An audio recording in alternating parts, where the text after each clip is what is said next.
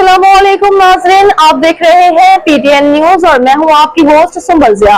शामिल करते हैं आज की अहम खबरें। कराची की तारीख का सबसे बड़ा ई चालान जारी। डंपर में ट्रैकर नस्ब न होने और फिटनेस सर्टिफिकेट के बगैर सड़क पर चलने की वजह से चालान किया गया।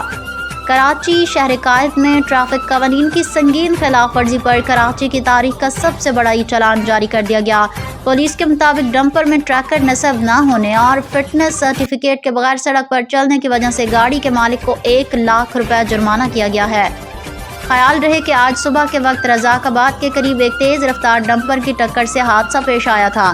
पुलिस के मुताबिक डंपर के कागजात और टेक्निकल सहूलियात की जांच के दौरान ये बात सामने आई कि ना तो गाड़ी में ट्रैकर नस्ब था और ना ही उसके पास फिटनेस सर्टिफिकेट मौजूद था।